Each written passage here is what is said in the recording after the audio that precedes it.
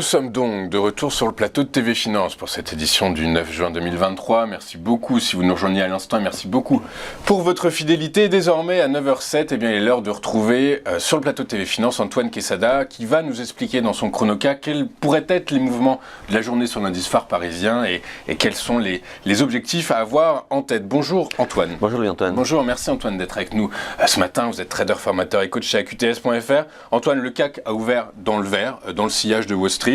Ceci étant, c'est une hausse timide, on a pris 0,2, là on est à 0,1.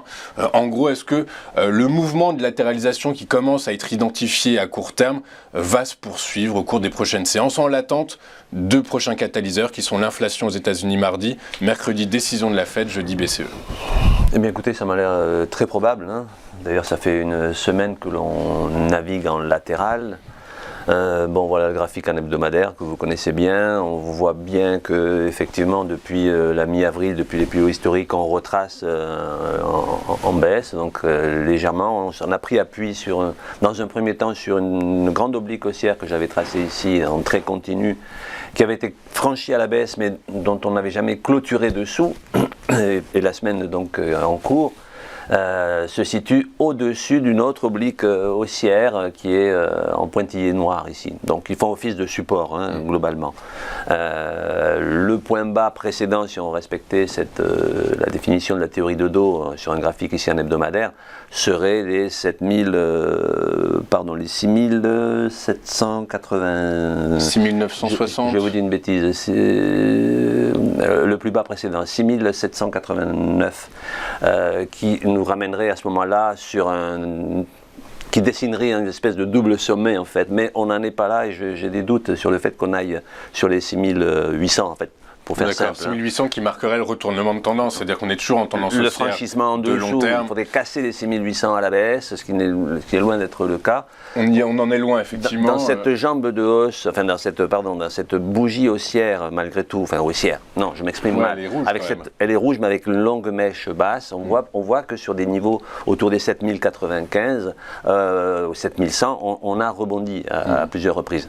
Bon là c'est le graphique en hebdomadaire, on va passer... Alors juste si on reste 2 secondes sur le graphique en hebdo, est-ce que le fait que les cours évoluent sous la moyenne mobile, c'est un présage, c'est un indicateur supplémentaire pour dire quand même que... Là, il y a 2 moyennes mobiles. De laquelle parlez-vous? La rouge. La rouge, c'est une moyenne mobile courte qui est en... Donc à court terme, on est baissier. Alors, ce graphique en hebdomadaire ne nous le dit pas qu'on est baissier. Ce n'est pas le fait d'être sous la moyenne mobile 8 qui nous dirait qu'on est baissier. Pour être baissier, il faudrait faire un bas plus bas que le bas précédent. Et c'est le point que je viens d'évoquer. Donc, j'ai du mal avec ce niveau. Je l'ai mal noté. 6796, exactement.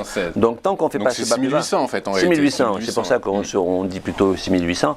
Là, effectivement, les cours ont clôturé la semaine dernière sous la moyenne mobile 20. C'est pour ça que je vous demandais de quelle moyenne mobile vous me parlez. C'est vrai que la moyenne mobile 20 en pointillé mauve ici est la moyenne mobile sur laquelle normalement les cours s'appuient sur une tendance haussière, rebondissent dessus. On est passé légèrement en dessous, on est en dessous là physiquement, on n'a pas encore clôturé cette semaine, c'est la dernière bougie à droite, on est vendredi, c'est aujourd'hui qu'on va voir.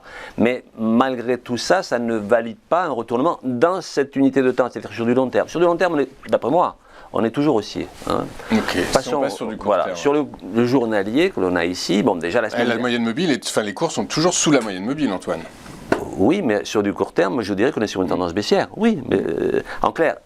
C'est l'été, mais il ne fait pas beau. C'est pas parce qu'il ne fait pas beau aujourd'hui, en plein été, que c'est l'hiver. Vous me suivez? Donc effectivement, sur du journalier ici, la tendance elle est baissière. On a la moyenne mobile 8 qui est plus courte, qui passe sous la moyenne mobile 20. On fait des bas de plus en plus bas, mais...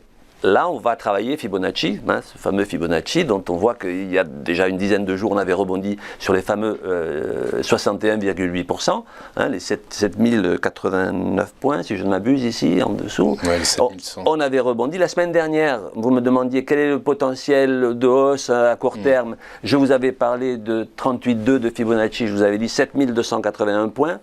Et en séance d'ailleurs, on s'en est approché à quelques points près. Le lundi, on a ouvert avec un léger gap haussier et depuis, donc c'est cette bougie rouge qui est sur la droite de l'écran. Et depuis, effectivement, on a retracé pour revenir sur de nouveau le niveau de 50% de Fibonacci, sur les 7189. Là, on voit bien la précision de Fibonacci. Je ne l'ai pas retouché depuis des semaines, c'est les mêmes niveaux. Et depuis 4 jours, effectivement, au-dessus des 7189 points, en fait on est à 7200, 7220, depuis 4 jours, on stagne sur cette zone-là, qui est une zone un peu de support, entre guillemets, de court terme, sur cette tendance, effectivement, journalier, qui reste baissière, mais pour le moment, en appui aussi sur la grande oblique. Moi, j'ai deux questions, Antoine. La première, c'est que je vois que vos deux moyennes mobiles que vous avez tracées, 50 séances et 8 séances. Oui, pardon, la 50. Oui. Les cours évoluent sous ces deux moyennes mobiles. Et par ailleurs, la bande basse, la borne basse de la bande de Bollinger commence à s'écarter vers le bas. Du coup, est-ce que tout ça, ça milite pas quand même pour une probabilité plus importante que les cours aillent vers le bas plutôt que vers le haut, à court terme? Vous êtes en train de devenir un super analyste technique. C'est un professeur extraordinaire. J'ai tous les vendredis un petit cours particulier. Je crois qu'on va inverser les rôles. Je vais vous poser la question. Mais c'est une question que je me pose, Antoine. Est-ce que à court terme, on doit plus regarder vers le bas que vers le haut actuellement? Mais à court terme, la tendance est baissière. Est-ce qu'il y a plus de velléité baissière que de velléité haussière? À court terme, la tendance est baissière sur ce journalier. Cependant, on a rebondi sur un niveau de retracement important qui était les 61,8% de Fibo, que l'on a ici sur la partie la plus basse, en appui sur l'oblique en pointillé. Et depuis, effectivement, on a tenté un rebond, mais on est toujours sous la moyenne mobile 20, si c'est ça votre question. La bande de Bollinger s'est élargie, effectivement, ce qui laissait entendre qu'on pouvait continuer à descendre ici.